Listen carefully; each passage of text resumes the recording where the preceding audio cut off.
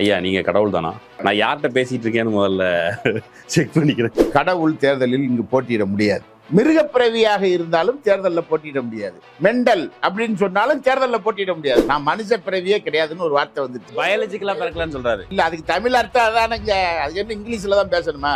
மோடி பேசிய இந்த பேச்சு நான் மனுஷ பிறவியே கிடையாதுன்னு ஒரு சான்றிதழ் எனக்கு கொடுங்க அப்படின்னு நீதிமன்றம் அதை கொடுக்குதான்னு செக் பண்ணணும். நீதிமன்றம் அதை கொடுக்க முடியாது அப்படின்னு சொன்னா அப்பனா மெண்டலாங்கிறத உறுதிப்படுத்தணும். நீங்க தேர்தல் அமைப்பு விதியின்படி நல்ல மனநிலை இல்ல, புத்தி சுவாதீனம் உள்ள ஒருத்தன் தான் தேர்தலில் போட்டியிட முடியும். மனு தெய்வத்தால் அனுப்பி வைக்கப்பட்டவன் என்று சொன்னால் வாரணாசி தொகுதியினுடைய தேர்தல் ரத்து செய்யப்பட வேண்டும். அவன் வேட்பாளரை எப்படி நிக்க முடியும்? ஒரு அரமண்டல் எப்படி வேட்பாளராக நிக்க முடியும்? இல்ல ஒரு கடவுள் எப்படி வேட்பாளராக இருக்க முடியும்? தெய்வம் அனுப்பிய ஆளாக இருந்தாலும் அவர் தேர்தலில் போட்டியிட முடியாது. மனுஷ பிறவி இல்லைன்னு சொல்லிட்டாலே தேர்தலில் போட்டி போட முடியாது. சரி, மனநோய் பாதிக்கப்பட்டவனா அப்படின்னு சொன்னா மெண்டலும் தேர்தலில் போட்டி போட முடியாது. கடவுளால் அனுப்பி வைக்கப்பட்ட ஒரு நபருக்கு கோவேக்சின் எதுக்கு சிரிச்சுக்கிட்டு இருக்க? அப்ப கோவேக்சின் கோவிஷீல்டு எல்லாம் குத்துறீங்கல்ல, அப்ப கடவுளால் அனுப்பி வைக்கப்பட்ட ஆளுக்கு கொரோனா ஏன் பாதிக்குது? பாதிக்கிறதுக்கு வாய்ப்பு இல்லை. அப்ப உண்மையிலேயே இவருக்கு செலுத்தப்பட்ட ஊசியில் ஏதேனும் விசேஷமாக இருந்து மனப்பிறழ்வு ஏற்பட்டிருக்கிறது. எங்க பிரதமருங்க மனப்பிறழ்வு ஏற்பட்டு தெருவில் இப்படி பேசி தெரிஞ்சா இது வாக்காளர்கள் மனதில் தாக்கத்தை ஏற்படுத்தும். ஒரு 10 கோடி பேர் லூஸ் ஆனா என்ன ஆகும் இந்தியா?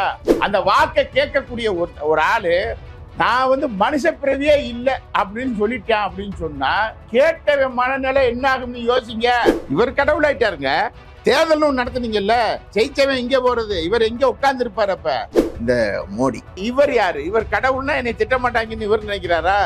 கழிவு ஊத்துவாங்க. அதுல ரொம்ப டிஃப்ரெண்டாவும் கழிவு ஊத்துவாங்க. அரண்சை நண்பர்களுக்கு வணக்கம்.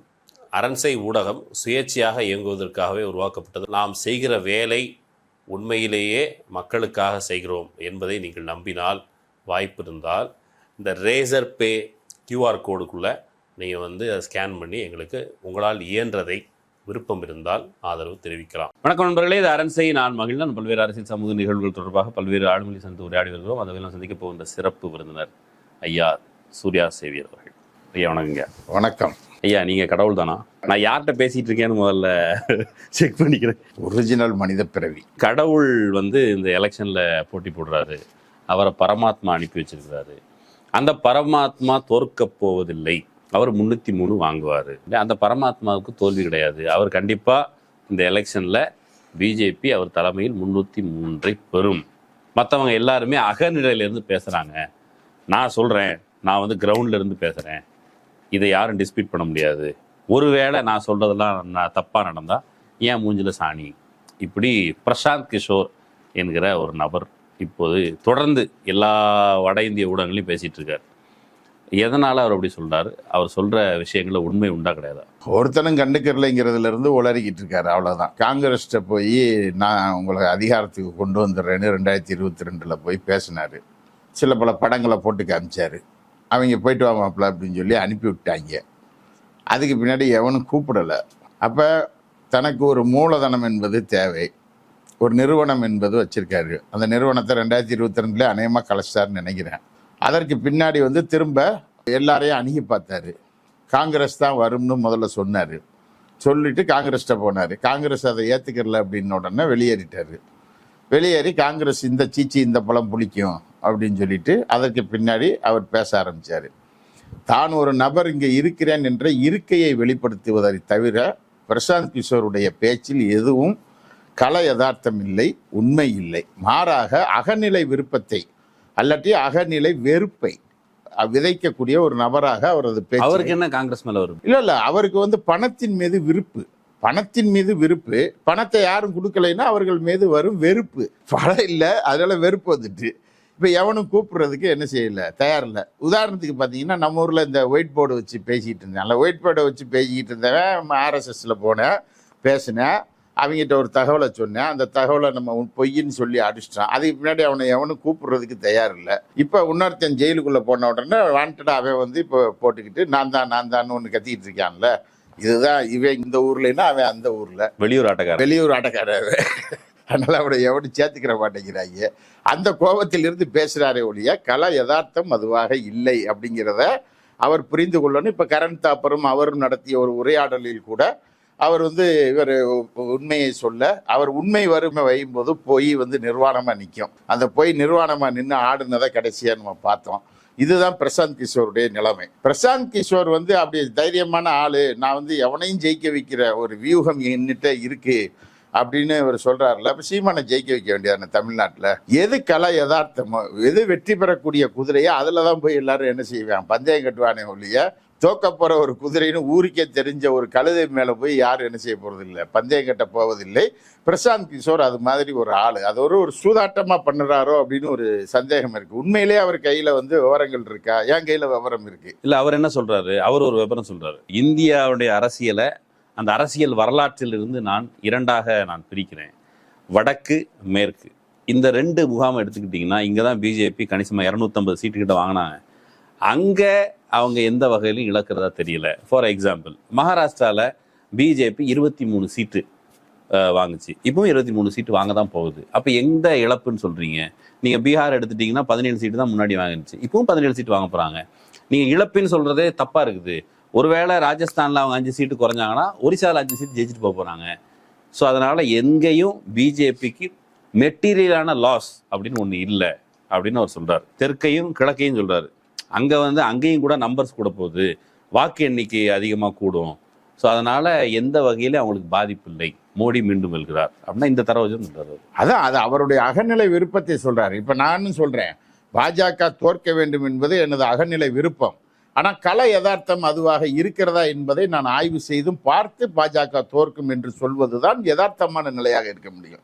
ஜெயிக்க போகிற ஒரு கட்சி இது தோத்துரும் சொல்கிறதுனால எந்த விதமான இது. நான் உதாரணத்துக்கே சொல்கிறேன், மகாராஷ்டிராவில் 23 அது வந்துடும் அப்படின்னு அவர் சொல்கிறார்ல.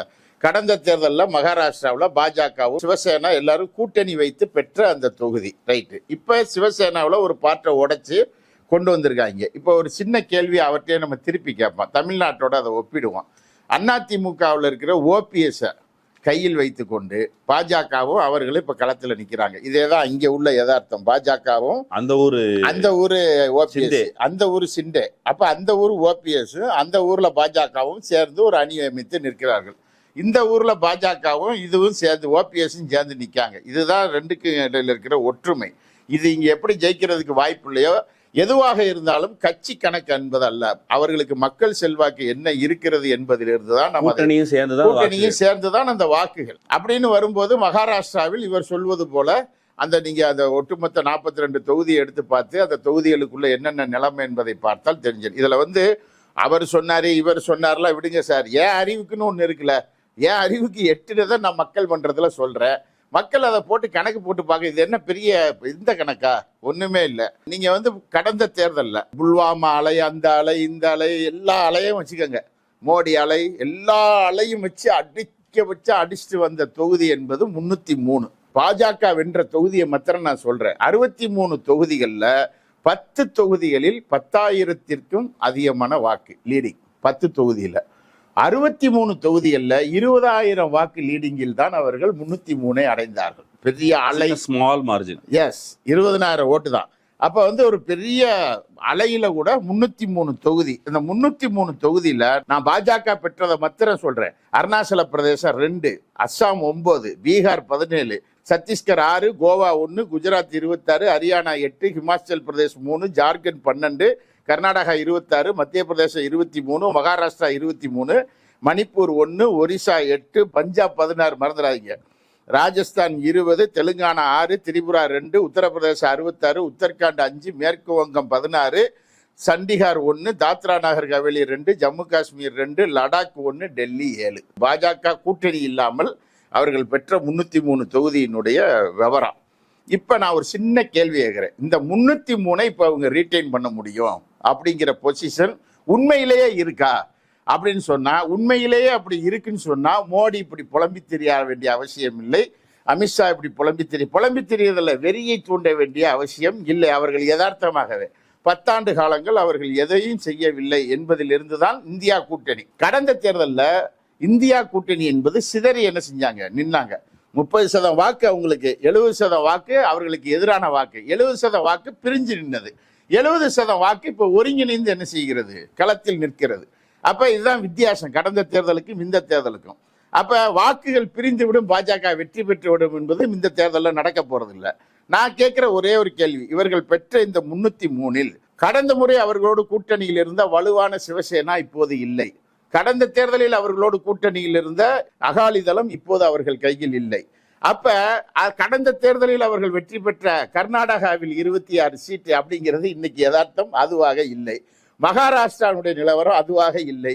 டெல்லியினுடைய நிலவரம் அதுவாக இல்லை. ஹரியானாவினுடைய நிலவரம் அதுவாக இல்லை. ஹிமாச்சல் பிரதேசத்தினுடைய நிலவரம் அதுவாக இல்லை.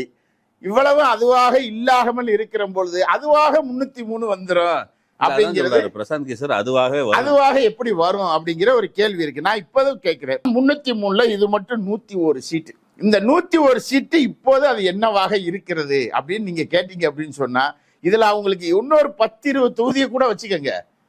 அப்ப அவர்களால் தான் கடந்த முறை பெற்ற 303ல் இந்த குறிப்பிட்ட 7 மாநிலங்களில் மட்டும் அவர்களால் வெற்றி பெறுவது என்பது இயலாத காரியம். 100 சீட்டு இயலாத காரியம். 100 சீட்டு அவங்களுக்கு ஆபத்துல இருக்கு. அதைத்தான் நான் சொல்றேன். இப்ப அந்த மாநிலத்தில் இருக்கக்கூடிய நிலவரத்தை, கரண்ட் நிலவரம் என்ன, கேம்பெயின் என்ன, எல்லாத்தையும் யோசிக்கிற பொழுது இந்த 101 சீட்டு அவர்கள் எப்படி பெறுவார்கள் என்பதை பிரசாந்த் கிஷோரே பதில் சொல்லட்டும். ஒண்ணு, இதுல 101 சீட் நீங்க சொன்னீங்கல்ல, இந்த 101 சீட்ல ஊசலாட்டத்துல இருக்குது. அந்த பக்கம் போறதுக்கு கன்ஃபார்மா சொல்றதுக்கு எதுவும் இல்லை, அவங்களுக்கு ஆபத்து இருக்குதுன்னு இந்த மாநிலங்களை பட்டியலிடுறீங்க. சரி, 101ல குறைஞ்சது 50 குறைஞ்சா கூட அவங்க அந்த மெஜாரிட்டி மார்க் எடுக்க முடியாது, 272 வராது. அப்ப ரொம்ப எவிடென்ட்டா, ரொம்ப வெளிப்படையாக தெரியுதுல உண்மைக்கு அப்பால, அது உண்மைக்கு மேலே பெட்டக்ஸ் வச்சு உட்கார்ந்துட்டு இல்ல. நான் ஒன்னொன்னு சொல்றேன், குஜராத்ல 26, உத்தரப்பிரதேசம் 66, மத்திய பிரதேசம் 23. நான் இந்த 101ல இதை சேர்க்கல. ஸ்ட்ராங்கா இருக்க மாநிலங்கள்னு கருதப்படக்கூடிய மாநிலத்துல அவங்க கடந்த முறை பெற்றது குஜராத் 26, உத்தரப்பிரதேசம் 66, மத்திய பிரதேசம் 23, 115 தொகுதி. இந்த 115 அப்படியே இந்த முறையும் வந்து விடும் அப்படின்னு சொன்னா அது எப்படி வருவதற்கு வாய்ப்பு இருக்குன்னு எனக்கு தெரியல. ஏன்னா 66 தொகுதி நேற்று அகிலேஷ் யாதவ் பேச்சுக்கு வேணா சொல்லியிருக்கலாம், எங்களுக்கு வாரணாசியில் மட்டும்தான் போட்டி, மற்ற இடத்துல 79 நாங்கள் வென்று விடுவோம் அப்படின்னு அகிலேஷ் யாதவ் பேசுறாரு. 20 சீட்டு ஜெயிக்கணும் சார், 66ல அடி வாங்கும். ராஜ்புத்துகள் குஜராத்தில் எந்திரிச்சு என்ன செய்யறேன், விவகாரம் பண்ணிக்கிட்டு நிற்கிறேன். விவகாரம் பண்ணி போனதுல 26ஐயும் ஜெயிச்சிங்க. சரி, அந்த 26ஐ இப்போ ஜெயிச்சிட முடியுமா? முடியாது. நான் ஒன்னொன்னு மத்திய பிரதேசத்தை சொல்றேன். மத்திய பிரதேச சட்டமன்ற தேர்தலில் அகிலேஷ் யாதவோடு கூட்டணி வைக்காமல் காங்கிரஸ் தனித்து அங்கே பெரியண்ணன் மனநிலையில் போட்டியிட்டது, மறந்துடாதீங்க, அசம்பிளி எலெக்ஷன்ல. அதுல மத்திய பிரதேசத்துக்கும் உத்தரப்பிரதேசத்திற்கும் இருக்கக்கூடிய பார்டர்ல 40 தொகுதி. அந்த 40 தொகுதியில அகிலேஷ் யாதவ் தனியா நின்று சட்டமன்றத்தில் வென்ற இடம் 6 இடம். கூட்டணியில 10 சீட்டு கேட்டாங்க, இவங்க காங்கிரஸ் தரல, தனிச்சு போட்டி போட்டாரு. அந்த இடத்துல 20 தொகுதியை காங்கிரஸ் இழந்தது. இந்த மாப்பிள இவர்கள் பெற்ற 23 அப்படியே கிடைத்து விடுமா? 2 பேரும் அலையன்ஸ் போட்டிருக்காங்க. மத்திய பிரதேசத்துல சிக்கல். இந்த 115ல 15 கழிங்க, 100 பாஜகவிற்கு வைங்க. அப்ப இங்க ஒரு 100, ஏற்கனவே இருக்கிற 200ல 100 போச்சுன்னா என்னுடைய கணக்கு 180ல இருந்து 200 சீட்டை பாஜக பெறுவது கடினமான நிலையாக இருக்கிற பொழுது 303 நான் பெற்று விடுவேன் என்று எவர் சொன்னாலும் சரி, அவர்களுக்கு கோவிஷீல்டு போட்டிருக்காங்களா, கோவேக்சின் போட்டிருக்காங்களா, அதனால என்ன பாதிப்பு ஏற்பட்டது என்று உடற்கூறு ஆய்வு செய்ய வேண்டும். அப்படி செஞ்சாதான் சரியா வரும். இல்ல இது நீங்கள் சொல்வது இது தவறு, கடந்த நிலைக்கு அப்படியே தான் இருக்கு. சார், நான் என்ன கேட்கிறேன், ஒரு அதிகாரத்திற்கு வந்து இவ்வளவு வேலையை நாங்க செஞ்சோம் அப்படின்னு தமிழ்நாட்டினுடைய முதலமைச்சர் மேடையில் ஏறி பேசுறார். செஞ்ச விஷயத்துல விமர்சனங்கள் இருந்தா நீங்க விமர்சனங்கள் பண்ணுங்க. செஞ்சேன்னு ஒரு பெரிய பட்டியல் போடுறாரு. 10 வருஷம் நான் என்ன செஞ்சேன்னு சொல்லாம ஒரு ஆளு பேசிக்கிட்டே இருக்காரு. அந்த பேச்சுக்கு வந்து இந்தியாவில் இருக்கிற எல்லாரும் திரண்டு போய் ஓட்டு போட்டுருவாங்கன்னா அப்ப இந்தியர்களுடைய மனநிலை என்னங்கிறதையும் யோசிக்கணும். அப்படி போடக்கூடியவர்களா இந்தியர்கள்? கடந்த காலத்தில் அப்படி வாக்கு பதிவாயிருக்கா சார்? அப்படி பதிவாகவே இல்லை. அப்படி ஒரு பதிவே இங்க இந்தியாவில் என்ன செய்யல, இதுவரைக்கும் நடக்கல. சாதாரண ஊழல் விவகாரம் வந்தால் கூட அவர் தோற்கடிக்கப்பட்டு இருக்கிறார். 2Gன்னு ஒரு விவகாரம் இந்திய தேர்தலையே மாற்றி அமைத்து விட்டது அப்படின்னு நீங்க சொன்னீங்கல்ல. அப்ப ஒரே ஒரு விவகாரம் இந்திய தேர்தலையே மாத்தி இருந்துன்னு சொன்னா மோடியை தூக்கி எங்கிட்டோ எரியணும். இந்த தேர்தலில் எங்கிட்டோ போய் கடை அப்படின்னு எரிஞ்சிடுவாங்க ஜனங்கள். அப்ப இவர்கள் என்ன செய்யறாங்கன்னா போட்டு உருட்டுறது, இந்த உருட்டுறது மிரட்டுறது, இதன் மூலமாக மக்கள் மன்றத்தில் முதல்ல நாங்க 400 தாண்டுவோம்னாங்க, அப்புறம் 370ன்ட்டாங்க. அதுக்கு பின்னாடி இப்போதைக்கு ஜெயிச்சு நாங்க மெஜாரிட்டி ஆட்சி அமைக்க தேவையானதை புடிச்சோம்னாங்க. இப்ப கடைசியில ஏன் புலம்புற, இந்த கேள்வியை தான் நம்ம கேட்கிறோம். இந்த புலம்பல் பிரசாந்த் கிஷோர் புலம்புகிறார், மோடி புலம்புகிறார், அமித்ஷா புலம்புகிறார், இன்னவர்கள் புலம்புகிறார்கள் அப்படின்னு சொன்னாலும் கூட இவரே ஒத்துக்கிறாரு. மோடியின் பிம்பம், அதனுடைய செல்வாக்கு சரிந்திருக்கிறது, சோசியல் மீடியாவில் சரிந்திருக்கிறது. இது எல்லாமே அவர் ஒத்துக்கிறார். மோடி எதிர்ப்புங்கிறது இன்னைக்கு நேரத்தில் எப்பவுமே இருக்குது, காலங்காலமாக ஸ்டாக்னண்ட் ஆகிட்டே இருக்குது. ஆனால் மோடி எதிர்ப்பு மட்டும் போதாது மோடியை வீழ்த்துவதற்கு. இது காங்கிரஸ் கட்சி ஃபீல்டிங்கில் கோட் அவுட் அடிச்சு, மோடி இந்த முறை செஞ்சுரி அடிக்கிறார், அது இந்த எதிர்கட்சியினுடைய ஃபீல்டிங் கோளாறு காரணமாக அப்படின்னு சொல்றாரு. ஆனால் செஞ்சுரி வந்துடும். வேலையின்மை தொடர்பாக, வறுமை, கிராமப்புறங்களில் இருக்கிற ரூரல் டிஸ்ட்ரெஸ், இது எல்லாமே இருந்தாலும் கூட அவர் தான் ஜெயிப்பார். மோடியின் பிம்பமே சரிந்தாலும் மோடி தான் ஜெயிப்பாருங்கிறத எப்படி விளங்குகிறது? அதான் அப்ப இவன் ஒரு மனுஷ பிறவியா இருக்க வாய்ப்பு இல்லை. இது ஒரு கடவுள் பிறவியாகவோ இல்லை மிருக பிறவியாகவோ ஏதோ ஒரு பிறவியா இருக்கத்தான் வாய்ப்பு இருக்கு. மனித பிறவியாக இருந்தால் யதார்த்தத்தையும் விவரங்களையும் மையப்படுத்தி பேசணும். நான் இப்பயும் சொல்றேன் சார், போன தடவை மேற்கு வங்காளத்தில் இந்த இந்தியா கூட்டணியை உருவாக்குவதில் முக்கிய பங்கு வகித்தவர் யாரு? மம்தா பானர்ஜிக்கு அதுல ஒரு பங்கு இருக்கு. ஆனா மம்தா பானர்ஜி தான் இந்த கூட்டணியினுடைய ஸ்டார்டிங் பாயிண்டே அந்த அம்மா என்ன செஞ்சிச்சு, ஆரம்பத்துல உடைச்சிருச்சு. அது கிராமத்துல ஒரு பழமொழி சொல்லுவாங்க, முரட்டு பொம்பளை பருப்பு கிடைஞ்சா சட்டியை உடைச்சிருவான்னு ஒரு பழமொழி உண்டு. இந்த அம்மா ஆரம்பத்திலேயே பருப்பை கடைஞ்சி என்ன செஞ்சிச்சு, அந்த ஊர்ல சட்டியை உடைச்சு விட்டுருச்சு. போன தடவை அவன் 16 சீட்டு ஜெயிச்சான் பிஜேபி, கூடுதலா 2 சீட்டு கூட அவன் ஜெயிச்சுட்டு போட்டோம். மேற்கு வங்காளத்தினுடைய கல யதார்த்தம் என்ன என்பதை இப்போது மம்தா பானர்ஜிக்கே 42 வந்துடும் அப்படி இப்படிலாம் இல்லை. அந்த அம்மா இங்க ஒரு சீட் ஷேரிங் ஏற்பாடை செஞ்சிருந்தாங்கன்னு சொன்னா அங்க என்ன செஞ்சிருக்காது. இப்ப பிஜேபி இங்க ஜெயிச்சிரும், கூடுதலா வரும் அப்படின்னு சொல்றாங்க. வந்தாலுமே நம்பர் 1 வரும் அப்படிங்கிற வந்தாலுமே ஒரு 20 சீட்டு அவனே 42 சீட்டு 20 சீட்டு அவன் கைப்பற்றிட்டான் அப்படின்னே வச்சுக்கங்களேன், இருக்கட்டும் எது. ஆனா இப்ப மம்தா பானர்ஜியினுடைய இன்னொரு பேச்சு என்ன, ஆரம்பத்தில் நடந்து கொண்ட மம்தா பானர்ஜி இப்போது இந்தியா முழுவதும் ட்ரெண்ட் மாறிடுச்சுன்னு தெரிஞ்ச உடனே நாங்கள் என்ன செய்வோம், இந்தியா கூட்டணியை உருவாக்கியது நான் தான், அதில் என்னுடைய பங்கு இருக்கு, அது இருக்குன்னு இப்ப அந்த அம்மா பேசுறாங்கல்ல. பேசி நான் அந்த கூட்டணியை நாங்க தான் ஆட்சி அமைப்போம் அப்படின்னு சொல்றதுனுடைய அர்த்தம் என்னன்னா, பிஜேபி அங்கு ஒரு தாக்கத்தை உருவாக்கி இருக்கிறான், நாங்க தான் அதிகாரத்தை கைப்பற்ற போகிறோம், எங்களுக்கு ஓட்டு போடுங்கன்னு அதுக்கு பேர் அர்த்தம். அப்ப இந்த அம்மாவுக்கு ஆரம்பத்துல நம்பிக்கை இல்லை, அதனாலதான் சட்டியை உடைச்சது. இப்ப ஆனா நம்பிக்கை கல யதார்த்தம் மாறி இருக்கு அப்படிங்கிறது. இந்த கல யதார்த்தம் என்பது முதல் கட்ட தேர்தலே மாறிடுச்சு சார். நான் முதல் கட்ட தேர்தலே சொன்னேன், 320 220, இந்தியா கூட்டணி 320, பிஜேபி 220, இதுதான் இந்தியாவுடைய ரிசல்ட்டாக அமையும். இதற்கு இன்னென்ன காரணம் முதற்கட்டத்திலே சொல்லியாச்சு. அதுக்கு பின்னாடி அது கல யதார்த்தமாக மாறி மாறி மாறி மாறி களத்துக்கு வருகிற பொழுதுதான். ஆனால் பெரும்பாலானவருடைய விருப்பம் எதுவாக இருக்கிறது, அந்த மேல்தட்டு வர்க்கத்தினுடைய விருப்பம் பாஜக அதிகாரத்திற்கு வரணும் அப்படிங்கிற ஒரு விருப்பம் வேண்டுமானால். இவரும் ஒரு பார்ப்பன வகுப்பை சார்ந்தவர். பிரசாந்த் கிஷோர் பேசும் பொழுது அவர் ஒரு பொலிட்டீஷியன் அப்படிங்கிற இடத்துக்கு வந்துட்டார். கட்சியெல்லாம் தொடங்கி இருக்கிறாரு. கட்சி தொடங்கி இருந்தாலும் கூட இஸ்லாமிய வெறுப்பை இவர் கக்குகிறார். இஸ்லாமியர்களுக்கு எதிராக இஸ்லாமியர்களை அவர்களை மோசமாக சித்தரிப்பது, அவர்களை வந்தேரிகள் என்று கூறுவது, இந்த விஷயங்கள் எல்லாம் ஒரு நாட்டின் பிரதம மந்திரி பேசுவது சரியா, அவருடைய பொசிஷனுக்கு அது சரியான்னு சொல்லி கரண் தாப்பார் கேட்கும் பொழுது, பிரசாந்த் கிஷோர் என்கிற அரசியல்வாதி அவர் சொல்கிறார், நான் செஃபாலஜிஸ்ட் இல்லை, நான் இந்த மாதிரி நம்பர்ஸ்லாம் நான் பார்க்கல, நான் ஒரு மேஜர் பிக்சர் பார்க்குறேன்னு சொல்கிறவர். இப்படி மோடி பேசுவது அது அவரவர் கருத்து, அவரவர் கருத்துரிமை அப்படின்னு எப்படி கடந்து போறாரு அவரு? அதைத்தான் நான் சொல்றேன்ல, பிரசாந்த் கிஷோர் என்ற ஒரு நபர், அவர் ஒரு வியாபாரி. ஒரு வியாபாரி தனக்கு தொழில் கிடைக்கவில்லை என்றால் ஏற்படக்கூடிய கோபத்திலிருந்து கக்கக்கூடிய வெறுப்பு வார்த்தைகளை தவிர பிரசாந்த் கிஷோருடைய வார்த்தைகளுக்கு மதிப்பு இருப்பதாக நான் கருதவில்லை. அதனால நீங்க திரும்ப திரும்ப அவன் சொல்றீங்க, நீங்க அதை சொல்றீங்க, பிரசாந்த் கிஷோரை விட்டுரும்.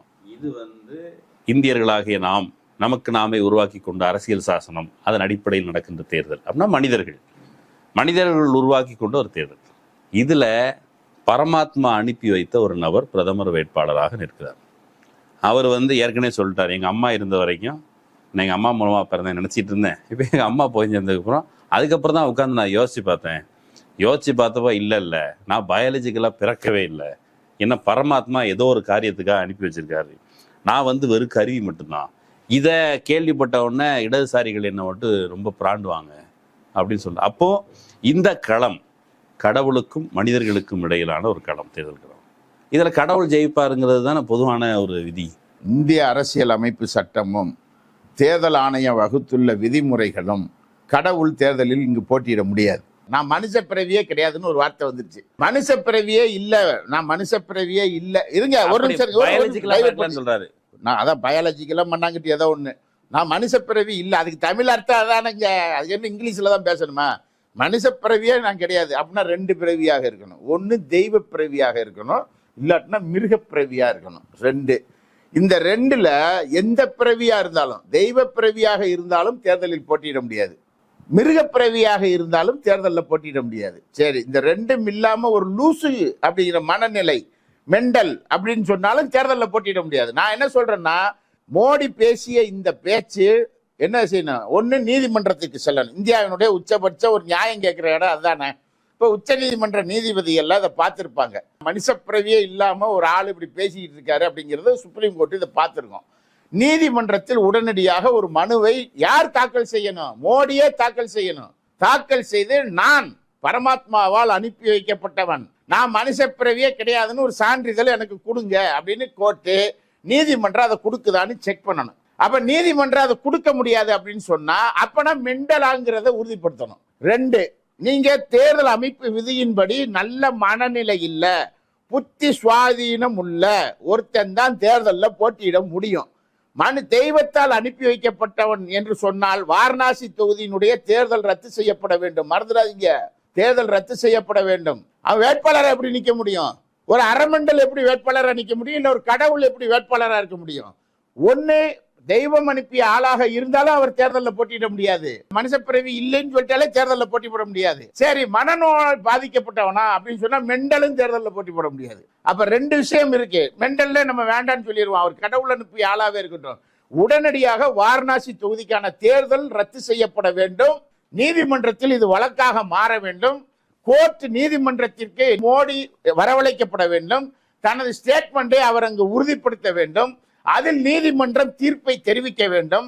இந்த நபர் உண்மையிலே வாரணாசி தொகுதியில் போட்டியிட தகுதி உள்ளவர் தானா, அதற்கான மனநிலை இருக்கிறதா? இல்ல. கடவுளால் அனுப்பி வைக்கப்பட்ட ஒரு நபருக்கு கோவேக்சின் எதுக்கு சிரிச்சுக்கிட்டு இருக்க?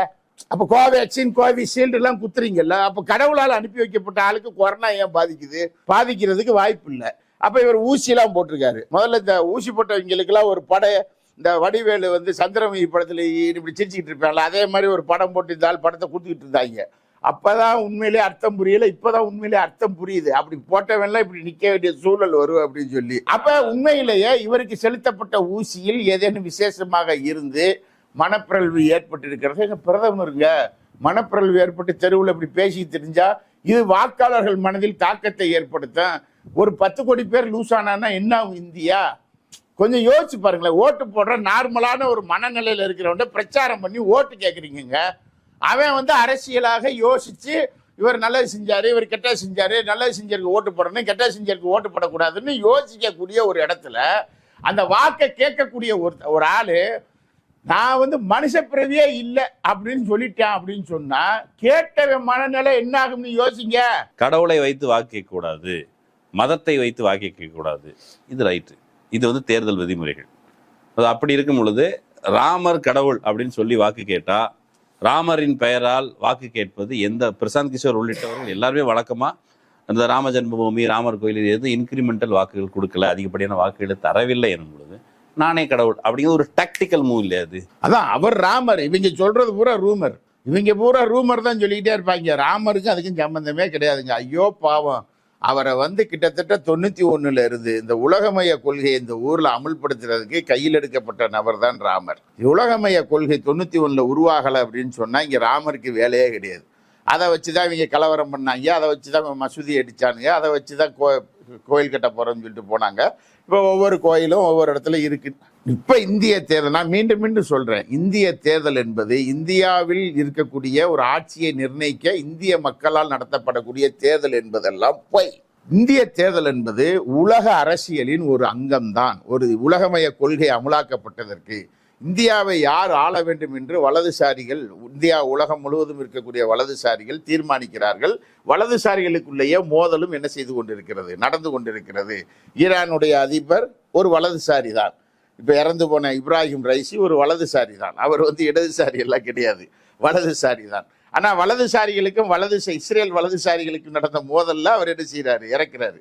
ஆனா அதுக்குள்ளேயே பாலிடிக்ஸ் இருக்கு, ஐரோப்பா அரசியல் இருக்கு, அமெரிக்க அரசியல் இருக்கு, அது வைத்திருக்கக்கூடிய நிதி மூலதனத்தினுடைய ஒரு அரசியல் இருக்கு. இந்த அரசியல் இந்த தேர்தலில் தாக்கத்தை என்ன செய்யும், ஏற்படுத்தும். ஒரே நாடு ஒரே தேர்தல் என்பது ஒரே சந்தை என்பதுதான் அதனுடைய பொருள். ஒரே நாடு ஒரே கடவுள், ஒரே நாடு ஒரே கடவுள் ஒரே தேர்தல் அப்படிங்கிறது ஒரே சந்தை என்பதுதான் அதனுடைய பொருள். சந்தை தான் இயக்கும் சக்தி, சந்தை தான் எல்லாத்தையும் உருவாக்குகிற இந்த விதிமுறைகள் எல்லாம் வகுக்குது. இதெல்லாம் நம்ம வழக்கமாக பேசுகிறோம். ஆனால் ஒருவேளை மக்கள், இந்த நாட்டு மக்கள் நம்மளை இது வரைக்கும் மனுஷங்க ஆண்டாங்க, நம்மளை கடவுள் அனுப்பி வச்ச ஆள் பயாலஜிக்கலாக பிறக்காதது. இப்போ வந்து இயேசுக்கு பயாலஜிக்கலாக பிறக்கலன்னு ஒரு கதை இருக்குது. அது மாதிரி கடவுள்னு சொன்னால் அவர் பயாலஜிக்கலாக பிறக்க மாட்டார் அப்படின்னு சொல்லி, இப்போ வந்து பயாலஜிக்கலாக பிறக்க மாட்டாருங்கிறது கடவுள் பற்றி பொதுவாக சொல்கிறது. இயேசு கிறிஸ்து அப்படி பிறக்கலை, தெய்வம் அனுப்பி வச்சது. கிருஷ்ணருக்கும் அதுக்கு நிகரான ஒரு கதை உண்டு. செயலில் இருக்கும்போது பிறந்தவர். இப்போ திரும்ப இவரும் பயாலஜிக்கலாக பிறக்காத ஒருத்தர். சரி, பயாலஜிக்கலாக பிறக்காத ஒருத்தர் நம்மளை ஆண்டா என்ன அப்படின்னு ஒருவேளை மக்கள் கருதினால், அவனுக்குள்ள ஒரு மரம் வைங்க, இவருக்கு ஒரு இதை கட்டுங்க உடம்ப, அங்கே போய் உட்காருங்க, ஜெயிச்சு போகிற 543 MP இருக்கான்ல, அங்கே போய் அவர் கமண்டலத்தில் ஏதாவது ஊற்றுவார், வாங்கி நக்கிட்டு வாங்க. என்ன அதுக்கடுத்த சிஸ்டம்? இவர் கடவுளாயிட்டாருங்க. தேர்தலும் நடத்துனீங்கல்ல, ஜெயிச்சவன் இங்கே போகிறது, இவர் எங்கே உட்கார்ந்து அப்ப இவர் கருவறையில் இருப்பாரா, கல்லறையில் இருப்பாரா, பார்லிமெண்ட்ல இருப்பாரா? இங்கே இருப்பார் இவருக்கு ரோல் என்ன? இவர் கடவுள் ஆயிட்டாரு, ரைட்டு, கடவுளுக்கு ஓட்டு போட்டாச்சு, கடவுள் ஜெயிச்சு பிரதமர் ஆயிட்டார். ஓ, கடவுள் ஜெயிச்சு பிரதமர் ஆயிட்டார், நல்லா இருக்கியா? அது பிரதமரா உட்காந்து பிரதம கடவுள் அப்படின்னு வச்சுக்கோங்களேன். பிரதம கடவுள் அங்கே உட்கார்ந்துருந்தா எம்பிக்களுக்கு என்ன வேலை? எய்த்து கேள்வி கேட்கலாமா பார்லிமெண்ட்ல? மசோதா தாக்கல் ஆகுமா? அரிசி பருப்பு பட்டு சோறு கீறு இதெல்லாம் கிடைக்குமா? ரயில் ஓடுமா? பஸ் ஓடுமா? புஷ்பக விமானம் பறக்க விடப்படுமா? ரயிலை நிப்பாட்டிடுவாங்களா? விமானத்தை நிப்பாட்டிடுவாங்களா? அடுத்து என்ன கேள்வி இருக்குல்ல? அப்படின்னா அதுக்கு என்ன அர்த்தம்? அது என்ன சார்? அப்படின்னா கேள்வி கேட்க கூடாது. நீங்க என்ன செய்யணும்? வரம் தான் கேட்கணும். வரம் கொடுப்பதும் கொடுக்காமல் இருப்பதும் கடவுளுடைய விருப்பம் அப்படின்னு சொன்னா, இப்ப பார்லிமெண்ட் உறுப்பினர்களுடைய பேர்லாம் என்ன செய்யணும்? வரம் கேட்பவர்கள், வரம் கொடுப்பவர் அப்படின்னு மாத்தணுமா? தேர்தலே வேண்டாம்ங்கிறது அதனுடைய நோக்கம். நானே வந்துட்டேன் அப்படின்னு சொன்னா நான் உண்மையிலே சொல்றேன், இது வந்து இந்தியாவில் இந்திய விடுதலையின் 75 ஆண்டுகளை கடந்து வந்த இந்திய விடுதலையினுடைய ஒரு ஜனநாயகத்தை கேலி கூத்தாக்கக்கூடிய ஒரு கேவலமான பிறவி யாரு? இந்த மோடி. நீங்க வந்து நான் கடவுளே தான் இங்க தூக்கி போட்டு கடவுளை வந்து கடவுள் கொடுக்கலைன்னா திட்டுவாங்க. நம்ம ஊர்ல கிராமங்கள்ல கோயில் திருவிழா மழை பெய்யலைன்னா கடவுள் என்ன ஏச்சு வாங்குவார் தெரியுமில? சிலிண்டர் விலை ஏற்றிட்டு நீ தப்பிச்சுட்டு என்ன டேய் கடவுள் சிலிண்டர் விலையை குறைக்கிறதே இல்லையான்னு கேட்பானா இல்லையா? நாட்டுல கடவுள் நம்பிக்கை குறைஞ்சு. அப்புறம் கடவுளை கூட எதுக்காக போறான்? கொடுத்தா நல்ல கடவுள், கொடுக்கலைன்னா கடவுள் மாதிரி கேவலமா திட்டு வாங்கினாலும் எத்தனை பாட்டு நான் காட்டுறேன். எல்லா கடவுளும் திட்டு வாங்குவாங்க ஊர்கள்ல. அப்படிங்கும் போது இவர் யாரு? இவர் கடவுள்னா என்னை திட்ட மாட்டாங்கன்னு இவர் நினைக்கிறாரா? கழிவு ஊத்துவாங்க. அதுல ரொம்ப டிஃப்ரெண்டாவும் கழிவு ஊத்துவாங்க இவங்க. நான் உண்மையிலே சொல்றேன், இந்திய நீதிமன்றம் தயவு செய்து இந்த நபரை நீதிமன்றத்திற்கு அழைக்க வேண்டும். இவரது மனநிலையை ஆய்வு செய்ய வேண்டும். இவர் இந்திய 130 கோடி மக்களை இவர் ஏமாற்றுகிறார் என்று சொன்னால் சீட்டிங் கேஸ் போட்டு இந்த மாதிரியான இது போன்ற நபர்கள் வெளியே நடமாடுவதை தடுக்க வேண்டும். தேர்தல் ஆணையம் இந்த நபர் பிரச்சாரம் செய்வதையே தடுக்க வேண்டும். ஒன்றும் இல்லை சார், 400 தொகுதி முடிஞ்சிருச்சு, இன்னொரு 440 என்னமோ முடிஞ்சிருச்சு, இன்னொரு 100 தொகுதி தேர்தல் நடக்க வேண்டியிருக்கு, மெஜாரிட்டி கிடைக்கிறதுக்கு வாய்ப்பு இல்லை, 100ல் ஏதாவது ஒரு 10-50 தேருமா அப்படின்னு ஒரு முயற்சி எடுக்கிறாங்க. அதுக்கு உளறி தள்ளுகிறார்கள். இதுதான். இதுக்கு அடுத்து பார்த்தீங்கன்னு சொன்னால் தமிழர்கள் மேலே ஒரு வெறுப்பு. தமிழர்களை வெறுப்பாக காட்டி வடக்க என்ன செய்யறது? ஓட்டை கன்சால்ரேட் பண்றது. அதுக்காக தான் என்னையே ஏதோ போன் பண்ணி கடவுள் வாக்குன்னு சொல்ல முடியாது. அது கடவுள். ஆமா, நீங்க வந்து நான் பரமாத்மாவை அனுப்புனா ஒரு ஆளை வந்து யார் இந்த ஊர்ல மனுஷன் கொல்றதுக்கு வாய்ப்பு இருக்காது, கொல்றதுக்கு வாய்ப்பு இல்லை. ஆனா போன் வருதுங்கிறாங்க. தமிழ்நாட்டில் ஏதோ இன்னொரு ஊர் சாவி இங்கே வந்துருச்சுங்கிறாங்க, அந்த கோயில் சாவி இங்கே தமிழ்நாட்டில் இருக்குங்கிறாங்க, அங்கேருந்து கொள்ளையடிச்சு வந்துட்டாங்க அப்படிங்கிறாங்க. அப்போ இப்படியெல்லாம் இவர்கள் பேசி கொண்டிருக்கிறது என்ன தெரியுமா? ஒரு தேசத்தையே சின்ன பின்னமாக்கக்கூடிய இந்திய மக்களை கேலி கூத்து. தோற்க போகிறோம் என்று சொன்னவுடன் பதட்டம் மாத்திரம் இல்ல, என்ன பேசுகிறோம் என்று அறிவில்லாமல் பேசிக் கொண்டிருப்பது, தான் அறிவு கட்டதனமாக பேசுவது அப்படிங்கிறது மாத்திரம் இல்ல, அதுக்குள்ள அடங்கியிருக்கல. 100 கோடி மக்களுடைய பிரதிநிதியாக இருந்து பேசுகிற பொழுது மக்களையும் இவர்கள் என்ன செய்யறாங்க? முட்டாள்களாக நினைத்து கொண்டு, மக்களை அறிவியலிகளாக நினைத்து கொண்டு இது போன்ற நபர்கள் பேசிக் கொண்டிருக்கிறார்கள். இந்திய ஜனநாயகம் சந்தித்திருக்கக்கூடிய மிக மோசமான காலகட்டம் இது. இந்தியாவில் மோடி போன்ற ஒரு பிரதமர் இந்த தேசத்திற்கே தேவையில்லை என்ற ஒரு நிலைமையை நாடு முடிவெடுத்திருக்கிறது. அதிலிருந்து உளறி தள்ளும் நபராக இவர் இருக்கிறார். நேற்று வரை ஏழைத்தாயின் மகன், அதுக்கு முன்னாடி வரைக்கும் பொண்டாட்டி இல்லாத நபர், பிரதமரானவுடன் எத்தனைன்னு பாருங்க. இந்த ஆள் சொன்னதில் பூராத்தையும் பாருங்க. இப்ப பாருங்க எவ்வளவுன்னு பாருங்க, ட்ரெயினே ரயில்வே ஸ்டேஷனே இல்லாத ஊர்ல நான் டீ போட்டேன்னு கதை. அதுக்கு முன்னாடி நான் முதலைய பிடிச்சி 3 வயசுல விளையாண்டேன்னு அடுத்து ஒரு கதை. எல்லாமே என்ன நடக்குது அப்படின்னு சொன்னா, தன்னை மனிதர்களிலிருந்து மாற்றி ஒரு கதாநாயகனை காட்டுவாங்கல்ல. இப்போ வந்து இது நடக்கும், எது நம்பியார் வந்து கற்பழிச்சிக்கிட்டு இருப்பாரு, யார லதா சினிமாவில் கற்பழிச்சிக்கிட்டு இருப்பாரு. நீங்க பக்கத்து வீடு இருக்கும், அடுத்த வீடு இருக்கும், 3வது வீடு இருக்கும், 4வது வீடு இருக்கிற எவனுக்கு அந்த அம்மா கத்துறது கேட்காது. 7வது தெருவில் பைக்கில் போற எம்ஜிஆருக்கு மட்டும்தான் அந்த காப்பாத்துங்க அப்படிங்கிற சத்தம் கேட்கும். அவர் பைக்கில் வேகமா வந்து எல்லா பேரும் படிக்கட்டு வழியா தான் ஏறுவாங்க. சாதாரண மனுஷங்கன்னா படிக்கட்டு வழியா ஏறினா மனுஷன், பைப்பு வழியா ஏறினாதான் கடவுள்.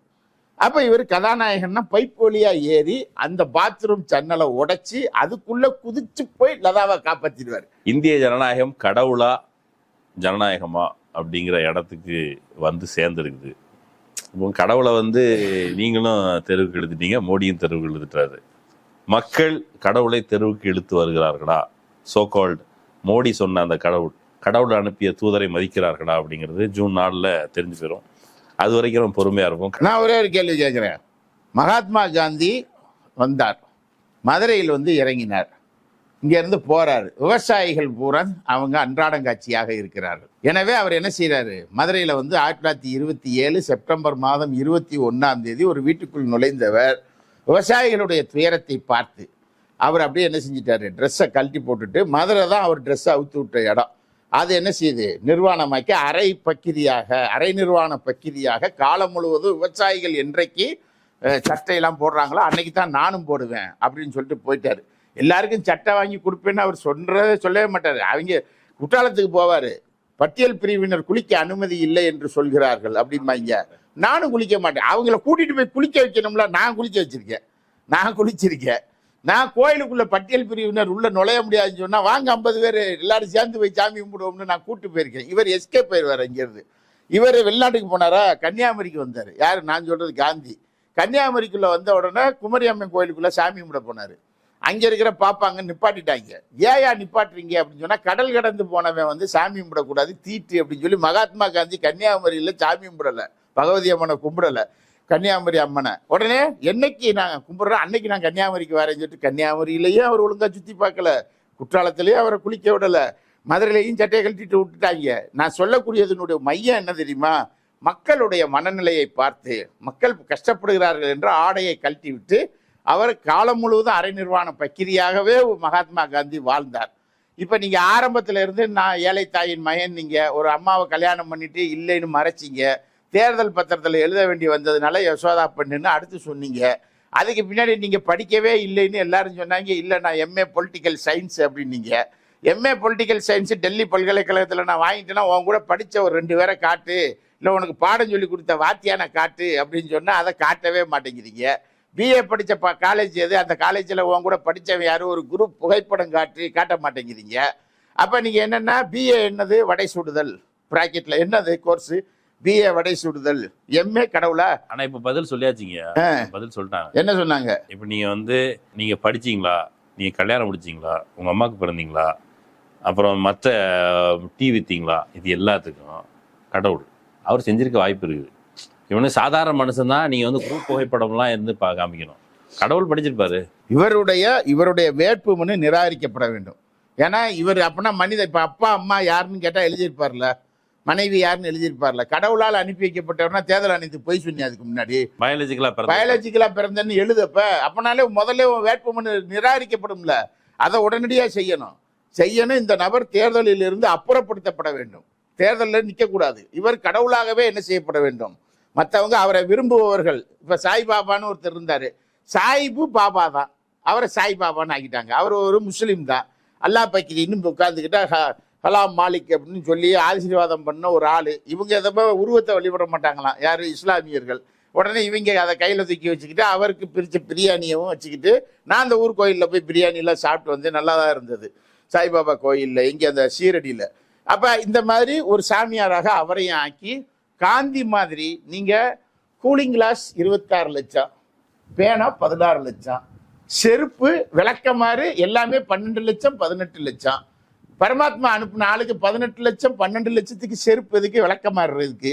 கழட்டி போடு, பூராத்தையும் கழட்டி போட்டுட்டு அந்த இது இருக்குல்ல, அது என்ன, வாரணாசியில் அங்கே எப்படி என்ன ட்ரெஸ் போட்டு சுற்றுறாங்கன்னு தெரியுதுல்ல, நீ கடைசியாக அங்கே போ, சிவன் அடியில் போய் உட்காரு, நாங்களும் வருகிறோம். காசி தமிழ் அப்படின்னு ஒரு ட்ரெயின் ஓடுது, நாளை காலையில் அவர் போய் அப்படி உட்கார்ந்தாருன்னா நான் வந்து கும்பிடுறதுக்கு தயாராக இருக்கிறேன். காண சகியாத அந்த காட்சியை காண தயாராக இருக்கிறார்களா அப்படிங்கிறது நம்ம வந்து பொறுத்து தான் பார்ப்போம். ஜூன் 4 கண்டிப்பாக அதனுடைய முடிவை சொல்லிவிடும். மோடி ஃபக்கீர் ஆகிறாரா? அவர் ஏற்கனவே அவன் ஃபக்கீர் ஹே, அவன் வந்து இந்த ஜோன்னா பையை தூக்கிட்டு நான் போயிட்டே இருப்பேன்னு சொன்னார். ஜோன்னா பை அவர் கொடுக்குறாங்கன்னு பார்ப்போம். இன்னொரு வாய்ப்பில் பேசுவோம். ரொம்ப நன்றி. நன்றி, வணக்கம் நண்பர்களே. இன்னொரு வாய்ப்பில் சந்திக்கலாம். நன்றி.